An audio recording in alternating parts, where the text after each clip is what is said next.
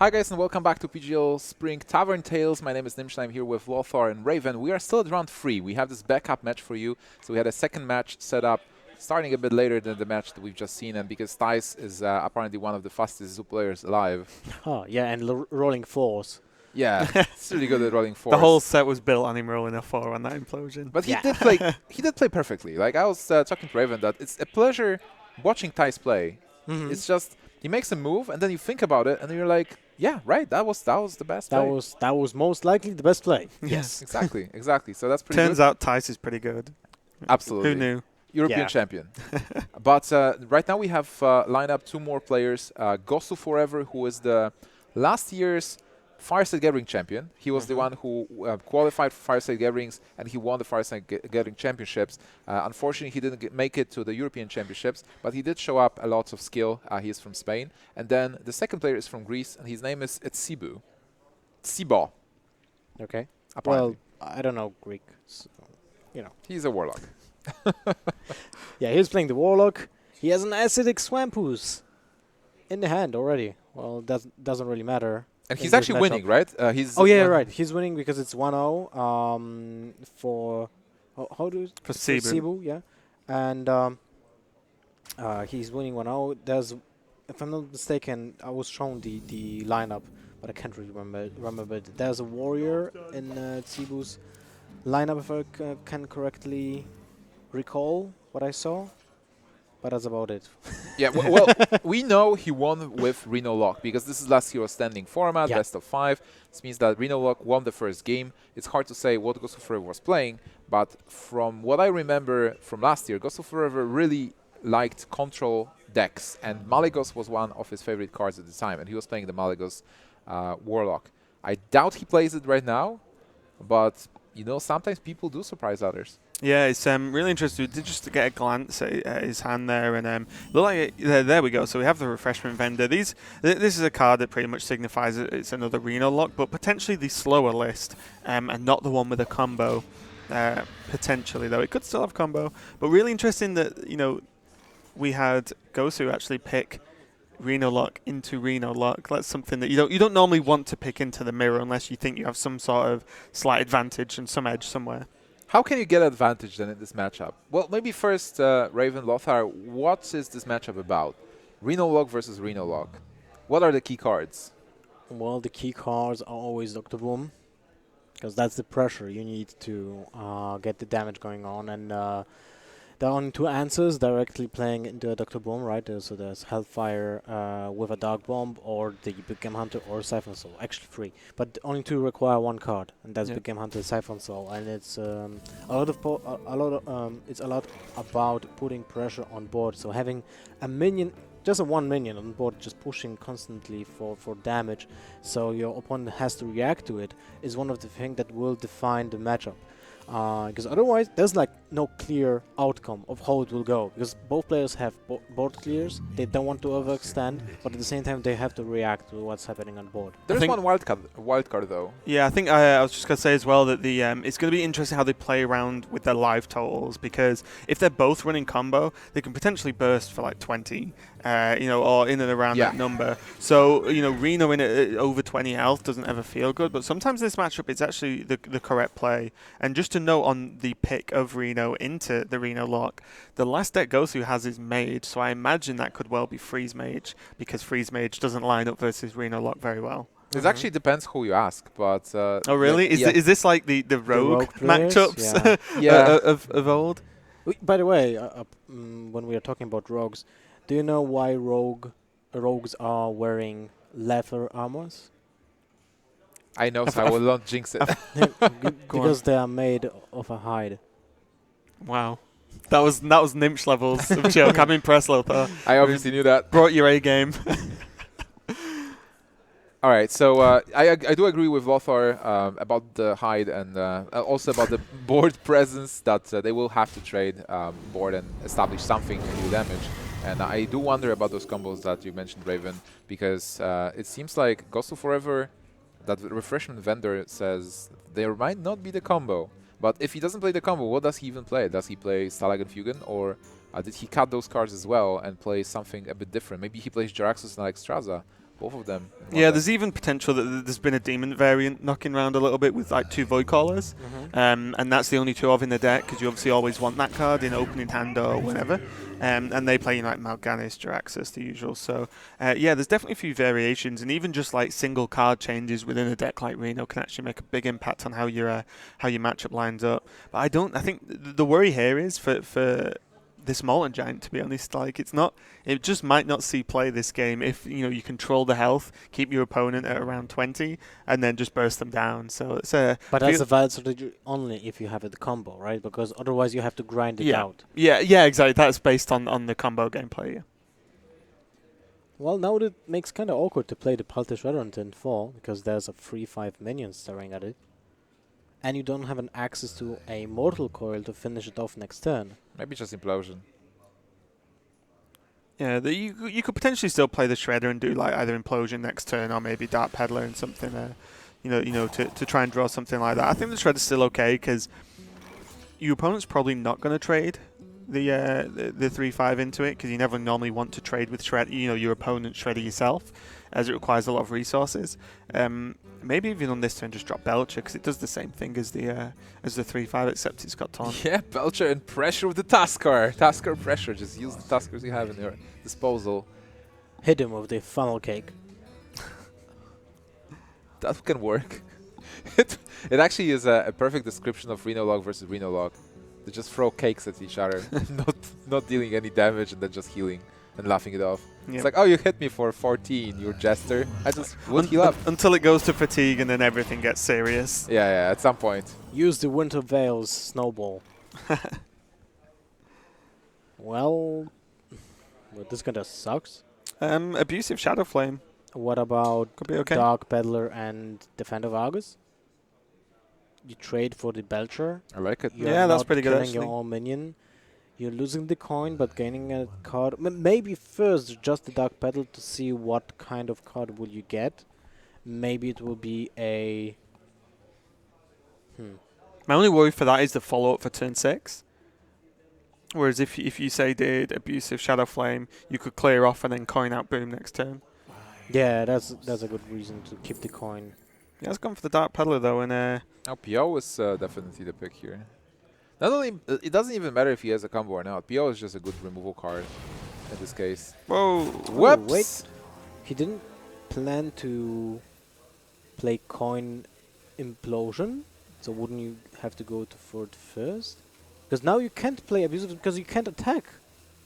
Yeah, I don't quite know what's happened there, to be honest, guys. Yeah, that should have been played first. Yeah, Like yeah. if you wanted to play Implosion, your first Implosion just to play around, this kind of thing. Or if you want to play Abusive, you do it and actually kill the Belcher. So that was kind of awkward. Also, Implosion wouldn't be that great into a 3/1 Belcher. So, yeah. Wow. Okay. So that turn ended up terribly wrong. And it could have been so good with that Shredder and... Well, obviously his plan was to use Dr. Boom next turn, right? But he's left with 2 mana that he can use to tap. I'm not sure how many cards is he holding. 3, 6. It's actually I think 9. To the 8. left side of Reno, I think there's one more. Is there? I'm not sure. We'll have to see. But Yeah, I'm almost sure that there's something more in this hand. But this is a really good play here, though, the Lothar, because to a certain extent, you can just ignore whatever he can just ignore whatever he wants to do here. He can clear them up and just leave Lord Walker Cho, because we can see that he's not suffering much from Cho whatsoever, whereas his opponent might be. And again, like we can see the other hand where there's a fair few of those cards got slightly increased mana cost. Yeah, what's really important is that he blocked that coin so Dr. Boom is not coming this turn, and he plays his own Dr. Boom on turn 7, the following turn. You know what feels really weird as well here is that like the Abusive went down just as a 2/1, whereas it could have gone down this turn because you've got to presume the opponent probably isn't going to kill Cho, and then it could have gone down and actually been able to attack or do something this turn. Yeah. So he got probably really confused by the Lord Walker Cho showing up. Does get it taunted up though. So the thing here is, although this might look good because it forces the kill on Cho or a silence, spending an Argus in this way in a matchup, in control matchup where every single card needs to count is definitely rough. This is not what he wants to do now, as the Argus is, just a 2/3, and it's made the lower Okocho killable because the 1 damage does nothing really. I also want to explain why he's not going for Dr. Boom. It's because there is a coin and a possible Twisting Nether, so you don't want to overextend. You probably just keep Boom for the time where your board is dead. Can you protect Lord Walker Cho? Do you want to?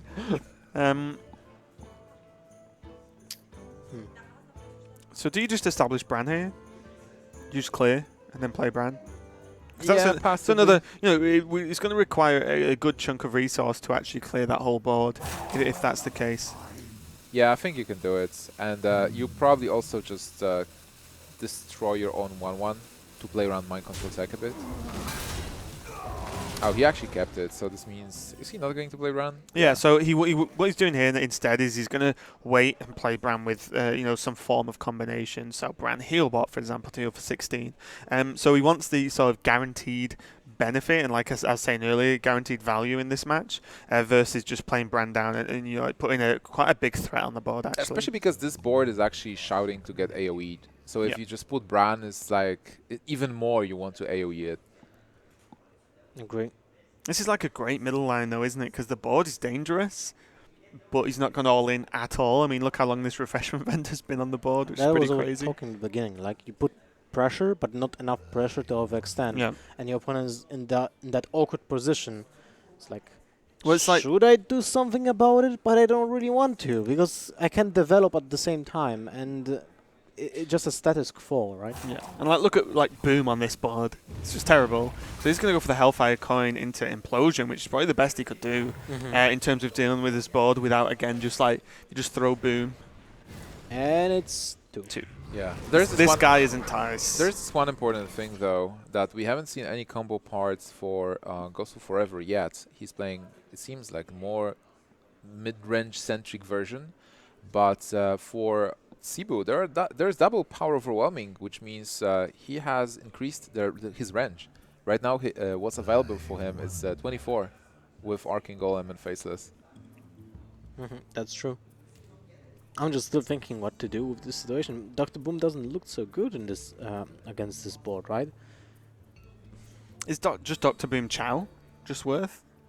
To get the 4th minion for Mind Control Tech? Yeah. Yeah. I don't know. It's tough because you need to do something. That's the issue. Like, you can't just hold off.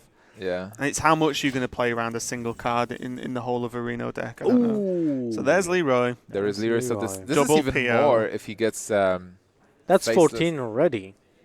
Yeah, it is a lot of damage. So you just play your own Dr. Boom and go face? What about just Siphon Soul killing the imps, and then for 3 mana, can you do anything? Not really. I think with this much damage in hand, you want to pressure. I kind of like either Dr. Boom or Lothab. Or that's much better, guys. Or tap into BGH works. So attack into bombs first, hope your imp survives, kill the bombs, then go BGH, clap. I guess. Well, after Big M Hunter, you can't really play anything else, but luckily for him... Well, you can still clap to yourself. Be like, I'm so good at this. So 2 mid-range hits there from the bombs, not too terrible in a way. So it's fine.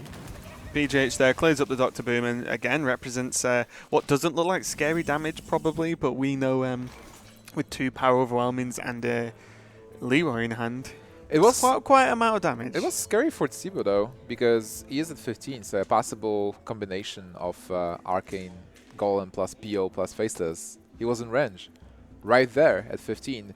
But we know that Gosuforever is not playing it, at least for now. He didn't get it. That's something. Yep. I think it's a nice turn overall. He doesn't put himself too low. The only problem now is, because, obviously we can see it as a lot of burst in hand, but, how much do you actually play around that kind of burst? Because then Healbots start healing for, 4. He has Bran Healbot, but that's 16. That extra 8 is actually going to do nothing. Yeah. So you never feel great playing it, but sometimes you have to survive. But you can't really play around 20... How much damage is that? 28, 12, 24. You can't play around 24 damage. you will not be able to build up anything on board if you always try to be at 25. Oh yeah. Yeah, it's definitely tough. Oh, it's a really interesting situation because Gosuforever thinks about what if my opponent has the combo, right? He doesn't know, I guess, yet exactly the deck that his opponent was playing. I mean, we didn't see the first game, right? But Gosuforever lost, so he knows most of the arena law. yes, but if he plays the Irina Jackson, that can tell us that he is fearing of the combo range, right? So he's being intimidated by that. So Yeah, maybe he actually lost to Leroy. Well, we don't know that, we right? didn't see it. Maybe it Yeah. was Leroy, maybe it was Archangolem, and this is why he's so defensive right now, especially playing the Reno Jackson for 17, and not to go for like That was even actually more value, Tsiboukis right? playing Reno Jackson. Are you sure? Yeah, Gosuforever is the one without the combo. Because he had Vendor before. Yeah, I know it's confusing. We have double Reno lock. But I do believe Gosuforever is the one without the combo and Tsiboukis is the one with the combo. Raven, do you agree? Yeah, sure. I was just, looking at the dot next to the name. Oh, and I was that like, dot next to the name. Okay, that might be it as well. So maybe I got confused in the beginning. but now it didn't change, so maybe you're right. From the very beginning, I've seen, when we had one perspective of the players, I've seen one of the players having the refreshment vendor, and that was Gosuforever. And that's still the player that we see right now that had the refreshment vendor. This player is active, so I assume this is Gosuforever. Okay. But it doesn't change the fact that all the things we discussed in this matchup are true, and the player with the combo is having an advantage, and the player without it will have to somehow block the Leroy. The thing is, like, Leroy might be a lot of damage, but if there is a taunt in the way, you cannot connect the face. Twisting Nether, the most beautiful animation in the game, but won't do much. Well, you can clear the think- board, but yeah, I you can't think- develop anything afterwards. Still so- should be fine. Yeah, though. I think it's okay because you get the heal back to full anyway, and also the Imp Gang boss is cleared up pretty well. Anything that comes out of Shredder's dealt with. Probably it's whether you feel okay at this stage about just clearing the board. You can trade into the Shredder and then clear off, and then maybe lifetime. By the way, Maybe lifetime first. we were Dark Bomb away from closing this game. Yeah, he has 18, right? Yep. So maybe Dr. Boom, after all, with 4 boom bots, That should sounds good. be okay, and then even go for face. But it will tell the story of the combo in hand. I'm not sure. I think like branding to boom on this board is actually pretty decent anyway. Yeah. I think that's pretty. Yeah, that's I think it's pretty okay value. I mean, where do you attack with Reno? Because if you attack with Reno in the minion, you're not selling that you have the combo yet, but if you go Reno face, it tells a lot, right? You probably just kill the zombie chow here. He's It looks setting- like he's going for face. Yeah, that's setup lethal, right? Well, the thing as well is that like there's only so many things you can do to heal up, for X amount of damage, right? So Reno Jackson's one of them. yeah, Reno Jackson is one of them, and we can see it as Brandon Healbot. But what I mean is, with this much presence on board, if you have to commit into healing, then you don't have really much mana left to do anything else. So Yeah. then the idea here is that with this play, you would stay ahead no matter what they play. Even Twisting Nether would be a lot of boom bots to face probably. So yeah, I like this play. With Okay, the there's boom. one question I just wanted to ask. If you play Mind Control tag and you steal the Brand does it the proc brand twice. does it proc twice. I believe so, but because there are still more than 4 minions, there are 4 or more minions on the board. So if there was only 4, it wouldn't. Now I'm sure that it triggers twice if you have 5 or more minions on your opponent's board. But I was just thinking, if you play your your Mind Oh, Control does the and effect- steal your opponent's brand, does it still work twice? That's a very good question. Someone provide the answer to us, please.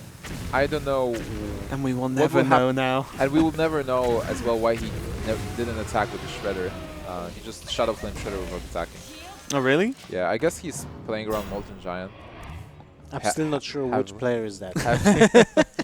All right, let's assume that the guy with the Leroy is Tsiboukis, Okay. and Gosuforever is the one who didn't attack with the Shredder. Maybe he was playing around Molten Giants. Yeah, Giant, right? Yeah, giant. Yes. Well, there can be 2 if there's Faces Manipulator. True. Faces Manipulator is actually quite cool. A really flexible card. Oh, so do you like Howl and Lothep here to set up next turn? That's decent, yeah. You might have even keep the owl to give your opponent a false sense of security. Yeah, that's true. Yeah, you can do it all next turn anyway, right? But don't you want to have the option to play also a Dark Bomb if you top deck it? Apparently How not much? Lothar. 7. You still will have that option, right? No, not really.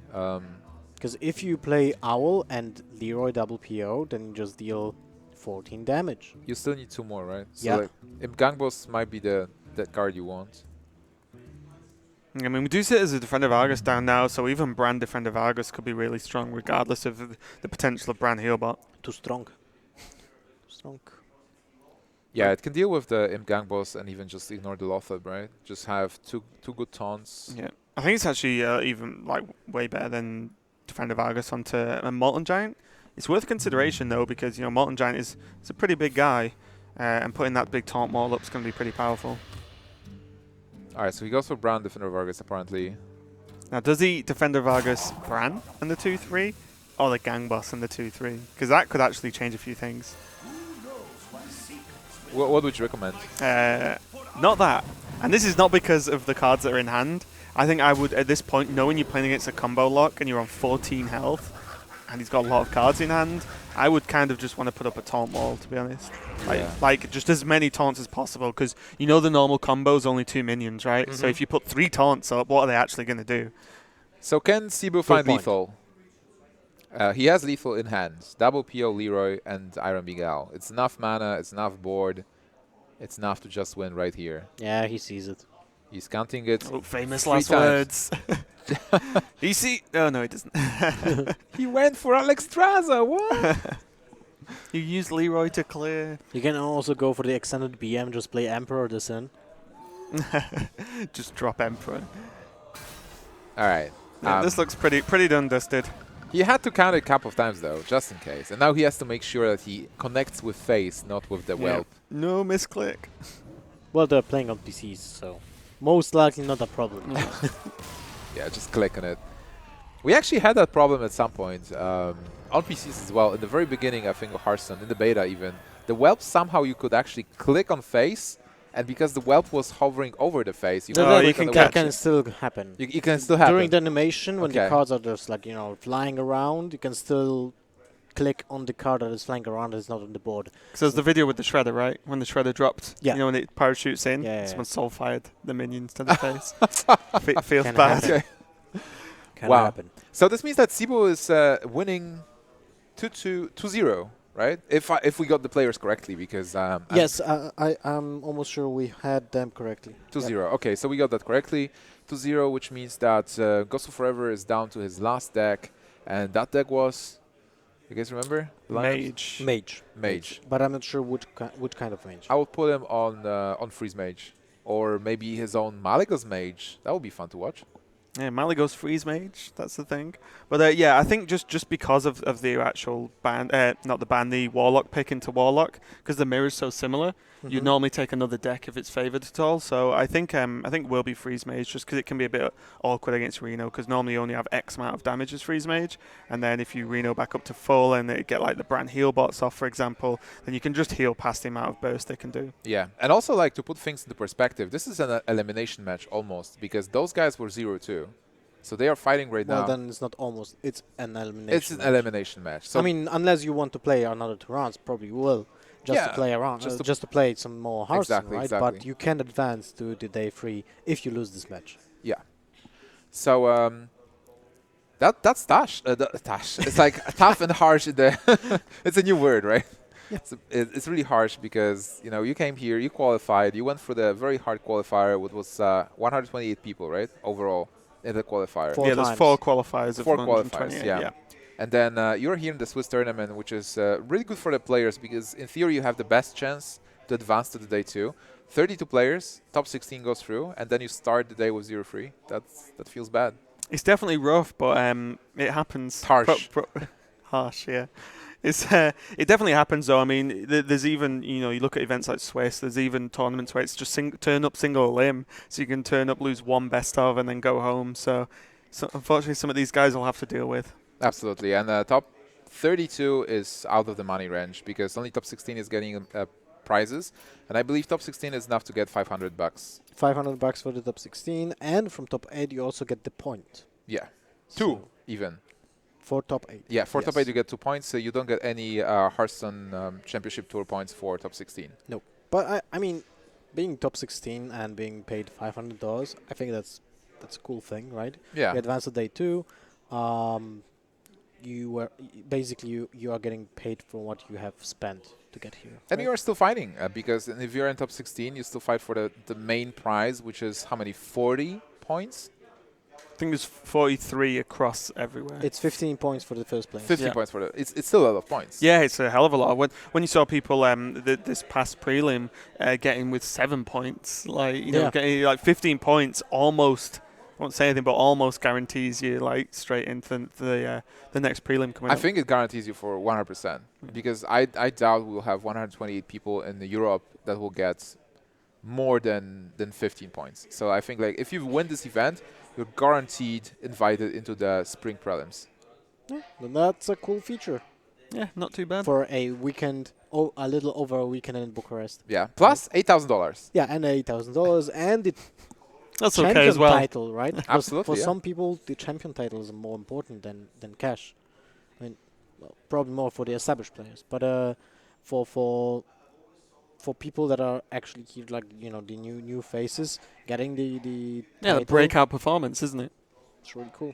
Yeah, they want to show their skills and that they are actually accomplished in Hearthstone as well. And for me, just qualifying here was a big achievement overall because you mentioned it, Lothar. RDU was twice one match. Yeah, one From match away qualifying. from qualifying to this event. Yeah, and he's at such a great caliber of a player, and he was super close. So those guys here, they won versus him, like 2 of them at least won, and they Yeah, qualified. it's actually true. Yeah. I can't really tell who was that, but I can ask him in the break. Absolutely, and we can. Did name he not them. mention it to you? Like, if you see these guys, just give them a nudge. I mean, I'm sure he told me at some point when the qualifiers were happening, but I don't have that perfect memory, So It's Yeah. also last hero standing. I really enjoyed the format overall. How do you guys like it? Yeah, I think it's really good. I think the best thing about it is that, changing formats is a good thing. Like Mhm. tournaments playing multiple different formats. So we've just come off the back of the prelims, which were Conquest with 1 ban. And now this is Last Hero Standing with no ban. I just like the idea of keep moving things and that don't have anything just stagnant too much in terms of format in the tournament. Yeah, especially card game is basically a sandbox, and I would love to see more modes for competitive scene to use different type of formats, just to mix it up, as I said, and just get some new metagame, because there are different type of players that are great pilots of the decks, right? But there are also great deck builders, and usually they are not the same people. Yeah. I mean, from my That's true. experience. So there are great players that can pilot the deck to almost perfection, and there are also great deck builders that benefit the most from introducing a new metagame, which is a new expansion or just a new format, and they will shine in different type of tournaments that we usually see, right? So it would be cool to see some shift in the organizers, comfort zone. Yeah, and So- you also get to see if these players can actually do it all to a certain extent. And, like, in terms of, say, there was a sealed tournament, they Mhm. turn up to that, Mhm. do really well, and then turn up to a constructed tournament and do really well. Just see how, like, overall powerful the players are. It's also true. What are your favorite formats overall, Lothar? In Hearthstone or in general? Hearthstone. Hearthstone. I would say that kind of will sound bad because I did that format myself. So, but I'm going to say so the self-praise. Lothar format yeah, is the best. I love the one class format because it kind of puts a story to a player, right? He won with Druid, he won with Priest, he won with Warlock, he won with Rogue, and that's something cool to introduce to a Hearthstone game where everyone plays everything, right? Almost. Yep. In a tournament. On ladder, some people only play on one class, right? But when you go to a tournament, you're practically pushed to use different classes, which is also cool. But It's options, isn't it? It's Yeah. good to have a mix. So it'd be good to see Exactly. more things like that, to see people really shine with the classes they're known for. mhm. Like, Well- the Fibonacci's, the Zetalots of the world, so on. We kind of have to Exactly. see that in regards to Gosuforever because he is down to one class. He's down to Mage. So now he will have to shine with that Freeze Mage 3 times to not get eliminated and then still continue fighting because he is one loss away from not having a chance to qualify. Yeah, and his opening hand was not too great at all with double Ice Lance, I believe, Ice Block, and Arcane Intellect. The Intellect's fine, but the rest of those things you don't really want to see too much later in the game. So, Raven, you mentioned this matchup before, that this is a bad matchup for Freeze Mage. Can you explain that perspective? Yeah, I mean, it's not like a terrible matchup whatsoever. It's not like, yeah, Reno Lock just wins, but Reno Lock has the ability to just outlast the Mage, potentially. And it definitely depends on the version of Mage as well. So as we saw earlier, Tice was playing a more sort of just direct damage, aggressive list without Antonidas and a lot more card draw.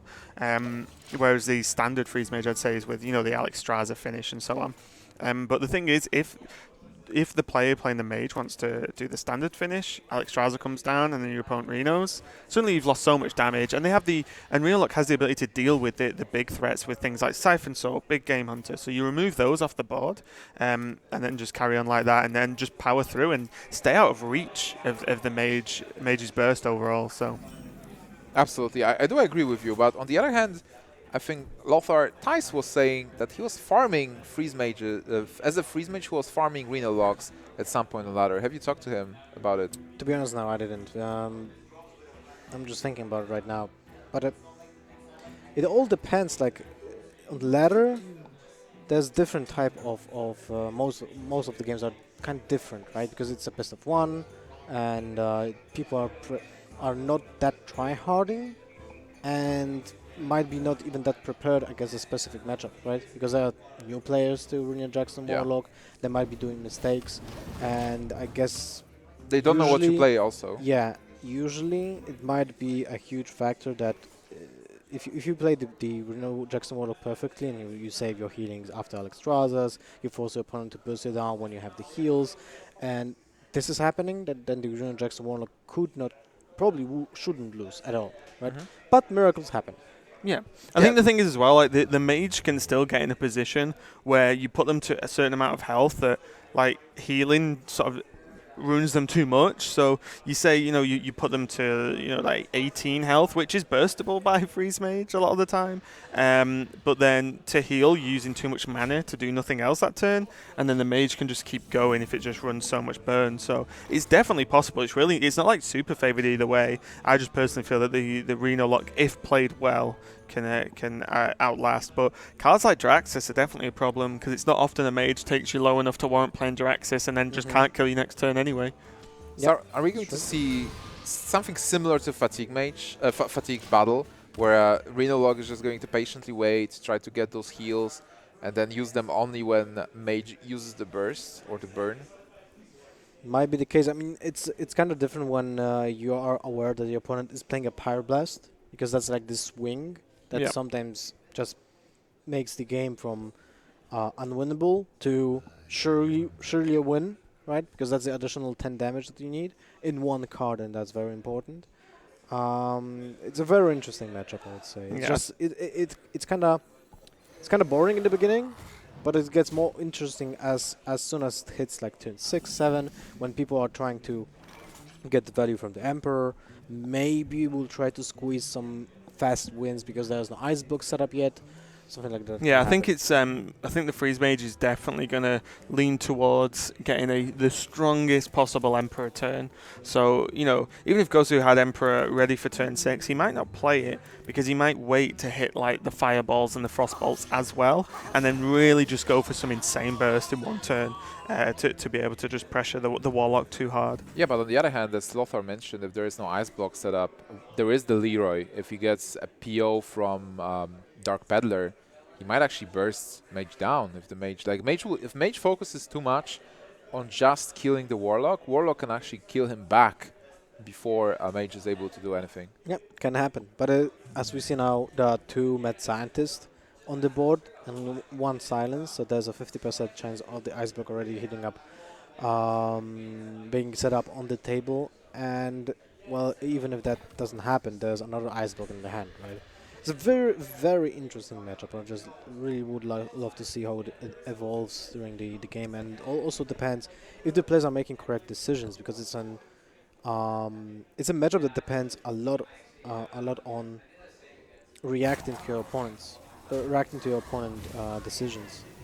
Yeah, and I think just controlling every single resource to its maximum, especially for the Freeze Mage, because the Warlock probably just needs to outlast the Freeze Mage in general, whereas the Freeze Mage needs to make sure every single little bit of burst is used to maximum potential to actually finish this game quick enough and stop the things like the Reno, the Bran Healbots, the Lothebs locking him out of the game. Bran Healbot is just like a nightmare. It's almost a second Reno Jackson in this situation, right? It's sometimes even better than Reno Jackson. So. All right, so what do you do as Freeze Mage? You didn't get draw, so you might consider playing Blood Mage Thalnos, even though Blood Mage overall is damage. Or maybe just ping and pass. I mean, one of the win conditions, I think, against a Reno Jackson Warlock is actually the Thalnos. Because you wait for the Emperor turn, as you said, Raven, and then you have a 1-mana Thalnos, which translates to 1 mana Thalnos, 4 damage in spells, or maybe even 5. Yeah. And that's quite a lot. That might be the... Well, it's like the extra little bit you need, isn't it, to actually push? To push for lethal, right? Might be the case. Yeah, exactly. Because the thing is, everyone plays around, like 15 damage against Freeze Mage with the double Fireball, Frostbolt, so on. But when you do something like double Fireball, Frostbolt, Ice Lance with a Thalnos, that's when things start getting a little bit nuts. And simply at the point of health where you can't play around that sort of thing because there's no realistic way to consistently do that. True. And now we saw a turn when there was only pink played on Swampus, and that's about it. You get 7 damage to the face, which is mitigated by the fact that you have an ice barrier, so it's still Perfect Freeze Mage turn. Right? What do you want? Perfect Freeze Mage turn. This is what you want. But I like how he didn't play the Thalnos, because that shows us that he knows it is the MVP of the matchup and he needs to hit the Emperor. The problem is, if he doesn't draw the Emperor till like turn 15. Yeah. And we've not seen tons of card draw. We've seen the Scientist in the deck by getting killed and drawing the 2 secrets out. We've seen Arcane Intellect, I believe, but we've not seen much else. So not the Acolyte or either the Novice Engineers, the Loot Hoarders, whatever. So I think there might still be a long way to go, and we can see now the Warlock's just not overcommitting to the board, but, Mind Control Tech isn't exactly going to get tons of value in the Freeze Mage matchup, so you just drop that thing as a 3-3 and hope it gets to attack once, I suppose. Well, you do want to pressure if you have an opportunity. What else could he do? Like, he has almost full hand, and he still needs to keep cards like Bran, like Healbot, like Reno, and get that combo. So just having minions on board and pressuring at this moment is absolutely fine for the Reno Warlock. I think this is the turn when you just drop Doomsayer and Frost Nova. Yeah, I agree. Although you pinged the Ooze last turn, but at the same time, if you play the Doomsayer into Frost Nova, you push your opponent to kill the Doomsayer if they want to preserve the board, or to silence the Doomsayer, and that means they're developing the board further anyway. So then your Flame Strike has some better targets. The problem is that Twilight Drake will still survive, but alone, the Twilight Drake itself is not a big threat. It's just a 4-attack minion. If only a 4-attack minion will attack you each turn, then you don't care. I think I'm fine with Ice Barrier pinging the free one, because it's like, it's not really a lot of damage. So throwing away Frost Nova and Doomsayer can just get removal out maybe, or if there is no removal, block the next turn from playing. But you want to get the value from those Ice Barriers.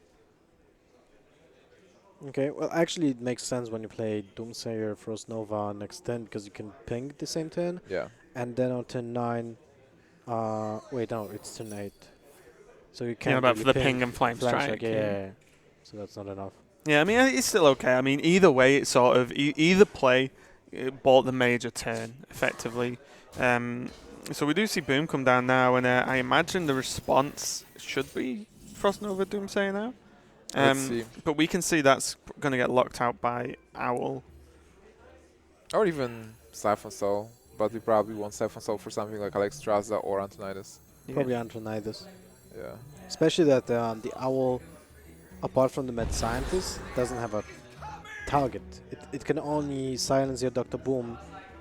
Actually, that's better, because you silence your Dr. Boom, you kill the Doomsayer. Yeah, because you don't want the body on the board to soak up Boom bots. Yeah, so the damage will be maximized to the mage's face instead of damaging the Doomsayer, or you just not getting a target for your Sylvanas if you play one, right?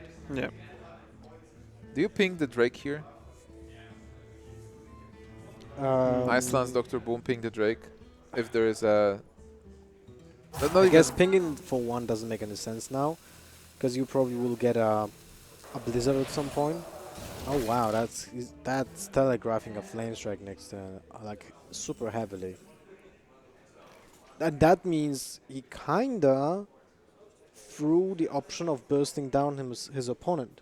Yeah, that Ice Lance with the spell power as well hits for 5. I suppose you've got to make the call that at this point Thorson has still not been drawn. Yeah. So he doesn't, it's not like, well, I can Thorson next turn on all these cards. He doesn't have too much so yet. So he's relying on the Antonidas right now, Yeah.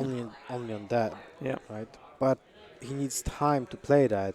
So he needs to draw another Frost Nova, because you can coin Frost Nova on turn 9, or you need Cone of Cold, maybe? Well, you need Thorison, and then if you get Thorison, you need at least maybe one more spell. But then he will not be able to play Ice Block. He can, if he gets Thorison, he will be able to play Antonidas, Coin, Ice Block, not Ice Block, Ice Lance, and then he needs something else.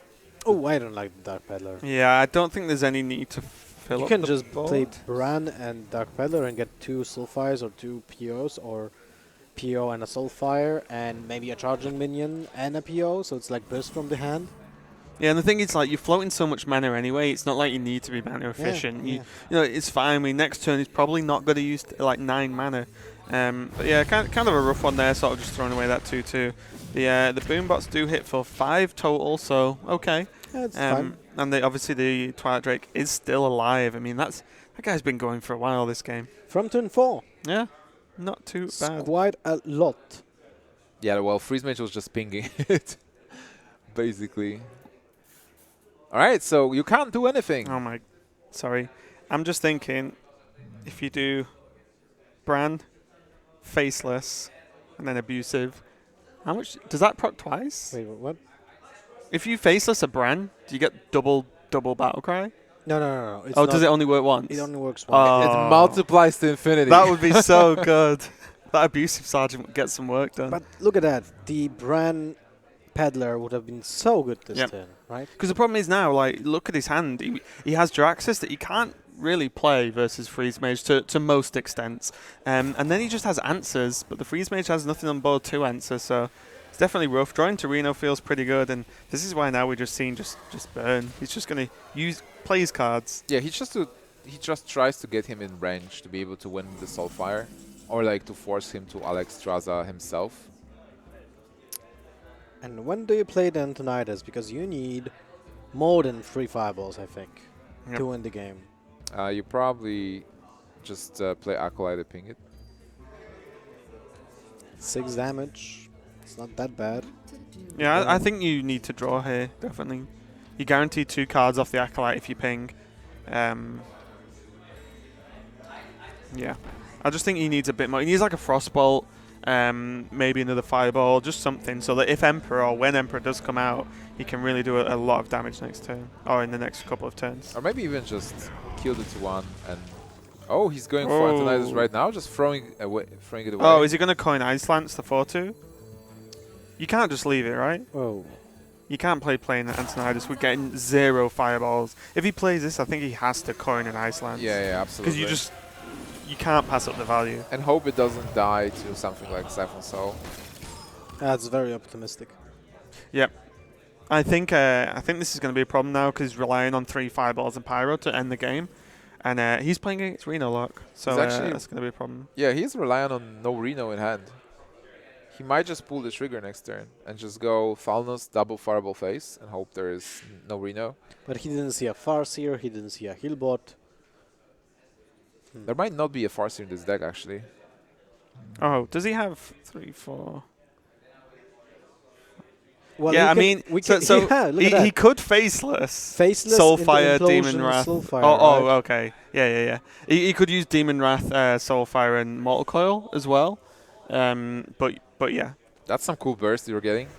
No, use Faceless. No, boo, boo. Yeah, exactly. Huh? Wait, what?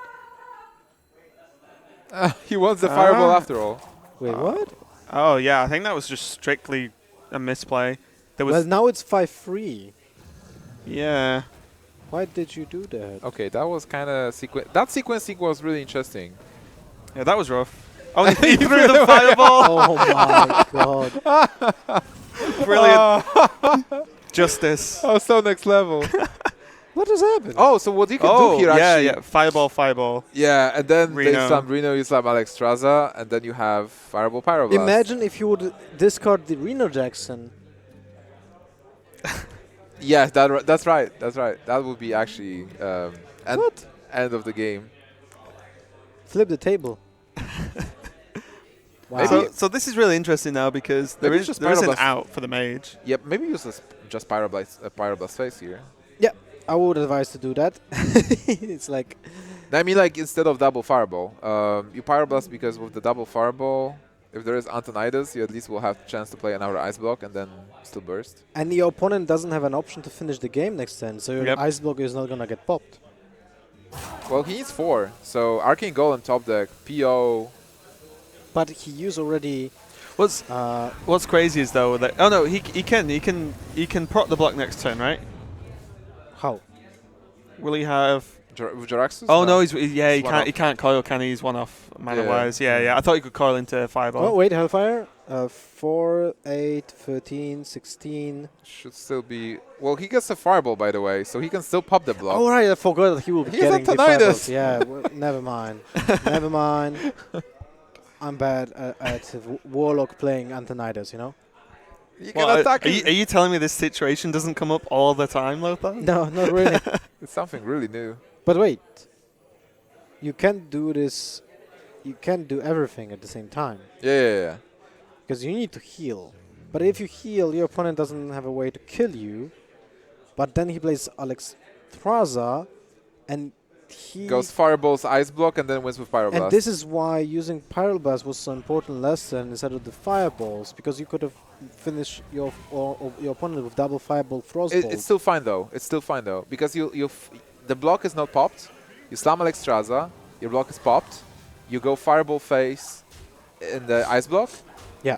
And then you just Pyroblast next turn. But I guess when you already have an Ice Block in hand, playing the Pyroblast could have been better, right?